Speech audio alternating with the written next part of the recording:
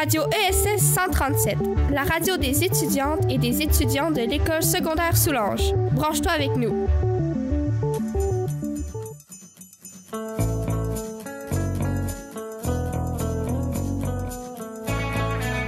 Entrevue ESS.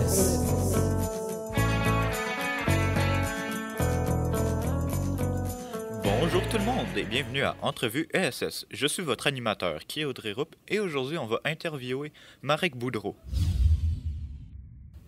Donc, Marek, c'était le responsable du quiz qui s'est passé récemment à notre école, le quiz des sens génie. Puis, je veux dire, c'était vraiment bien organisé, tout allait bien. J'étais moi-même, je faisais moi-même partie du spectacle et j'ai adoré ça. Ben merci Kéo, mais par contre, je dois dire que Delphine et Jean m'ont beaucoup aidé parce que niveau technique et audiovisuel, je m'y connais pas trop, donc ça aurait été vraiment moins dynamique sans eux, sans génie, comme tu le dis. Combien de temps as-tu investi pour faire cette activité-là à l'école? Donc, pour répondre à ta question, Kéo, je pourrais te dire que ça m'a pris environ entre une trentaine et quarantaine d'heures pour au final un show de 20-25 minutes. Et donc, tout ce temps-là, donc les 30 à 40 heures, ont été investis pendant les périodes de lecture chez moi ou encore en parascolaire avec l'équipe infrastructure, mais surtout Jean et Delphine. Puis aussi, je me demandais, comment as-tu trouvé l'idée de faire ce genre de quiz? Donc, en réalité, le sans génie n'est pas une invention de ma personne, mais plutôt une inspiration d'une émission sur ici Radio-Canada qui s'appelle Sans génie, qui est animée par Pierre Yvelard, que j'adore tout simplement regarder avec mes parents ou ma grand-mère, et je m'amuse à répondre aux questions. Et j'ai eu l'idée de faire une journée avec une thématique d'une activité sans génie.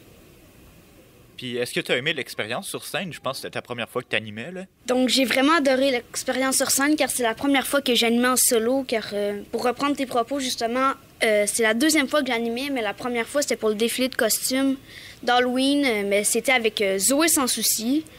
Et donc, pour continuer la question, j'ai vraiment aimé l'expérience, car j'adore répondre à des quiz et en créer. Et combien de sans-génie t'aimerais faire cette année? Donc, dans le plus beau des mondes, j'aimerais faire un sans-génie au moins une fois par mois. Mais tout dépend aussi de l'étude et des devoirs que j'ai à faire, des projets ou autres, parce que comme je vous l'ai dit tantôt, ça prend beaucoup de temps. Il faut s'investir dans le projet, parce que c'est comme 30 à 40 heures facile. Et donc, c'est ça.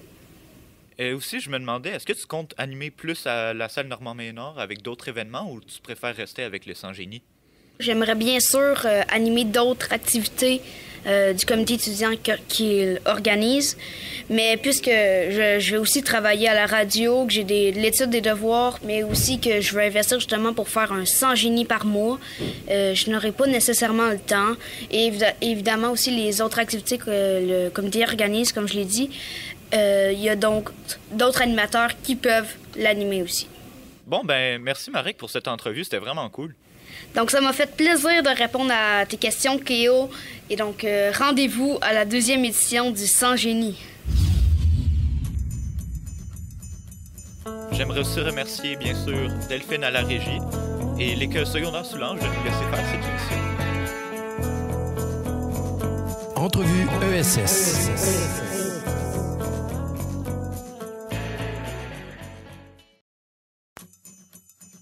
Hey, toi, t'es chez vous, t'as rien à faire, tu regardes les entrevues ESS puis tu te dis « Wow, je veux faire partie de l'équipe » ou « Wow, j'aimerais être interviewé ».